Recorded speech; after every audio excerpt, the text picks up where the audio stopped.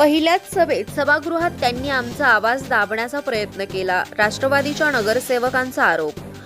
कोपरगाव नगर परिषद येथे नवनिर्वाचित बॉडीची पहिली साधारण सभा आज नगरपालिकेच्या सभागृहात पार पडली. यावेळी उपनगराध्यक्ष पदाची निवडणूक होऊन जितेंद्र रणछोड यांची निवड झाली, तर भाजप मित्र पक्षाकडून सोनल अमोल अजमेरे आणि अतुल काले यांची, तर राष्ट्रवादी काँग्रेस अजित पवार गटाच्या वतीने बाळासाहेब रुईकर यांची स्वीकृत नगरसेवकपदी निवड झाली.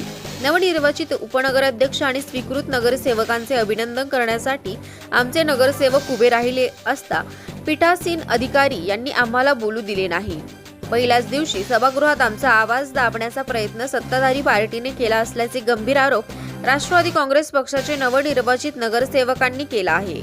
आज कोपरगाव नगरपालिकेची जी पहिल्यांदी सभा झाली, त्या सभेमध्ये उपनगराध्यक्ष त्याचप्रमाणे स्वीकृत नगरसेवकांची निवड झाली.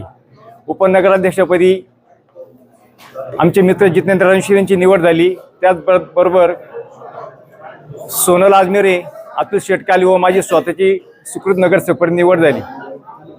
आजच्या या प्रथमच्या सभेमध्ये जो प्रकार घडला का आम्हाला अभिनंदन करायचं होतं, आमच्या आमदार साहेबाच्या वतीने आम्हाला अभिनंदन करायचं होतं, परंतु आम्हाला बोलू दिलं नाही. आणि पहिल्याच मीटिंगमध्ये आमचा आवाज दाबण्याचा प्रयत्न सत्ताधारी पक्षांनी केला. त्याच्या काही नाही, ते त्याच्या शुभेच्छा देण्याकरता आम्ही उभे राहत होतो. आमची इम्तियाजी शुभेच्छा त्यांना उभं राहून दिलं नाही. पीठासीन अधिकारी उभे राहिले आणि त्यांनी त्यांचं भाषण चालू करून त्याच्यानंतर राष्ट्रगीत चालू केलं. पहिल्याच मीटिंगमध्ये जर कोपरगाव शहराचा विकास करायचा असेल तर एकमेकाच्या सहकार्याने, एकमेकाच्या साथीने हा विकास झाला पाहिजे. परंतु तुम्ही आज पहिल्याच मीटिंगमध्ये असा आमचा आवाज दाबण्याचा प्रयत्न केला, त्याचा आम्ही निश्चित व्यक्त करतो. धन्यवाद. जय हिंद, जय महाराष्ट्र. आज आम्हाला इथं मीटिंगमध्ये बोलवलं गेलं होतं, तर त्यांचे स्वीकृत नगरसेवक आणि उपनगराध्यक्षसाठी त्यांनी त्यांचे कॅन्डिडेट डिक्लेअर केले आणि आम्ही त्यांना शुभेच्छा देण्यासाठी इथं फक्त उभं राहत होतो, पण त्यांनी आम्हाला एकही शब्द बोलून नाही दिला. तुम्ही तुमचा कॅन्डिडेट दिला होता का? नेमकं काय सभागृहामध्ये घडलं? हो, आम्ही आमचा उपनगराध्यक्षसाठी कॅन्डिडेट दिला होता, पण त्यांनी आम्ही ऍक्च्युली सगळ्यांना शुभेच्छा देण्यासाठी उभं राहत होतो, पण त्यांनी एकही शब्द आमचा न ऐकता मीटिंग लगेच स्टॉप केली त्यांनी. हा, ही निवडणूक जी आहे तर बिनविरोध झाली पाहिजे असं गटनेत्यांनी, भाजपच्या गटनेत्यांनी सांगितलं. त्याच्यावरती तुमचं काय रिप्लाय होतं ते सांगा. निवडणूकच्या बिनविरोध होण्यासाठी त्यासाठी आधी चर्चा करावी लागते. त्यांनी आमच्या सोबत काही चर्चा न करता त्यांनी त्यांचं डायरेक्ट डिक्लेअर करून टाकलं. त्याच्यामुळं आम्ही निवडणूक बिनविरोध घेण्यासाठी आम्ही त्यांना हे केलं.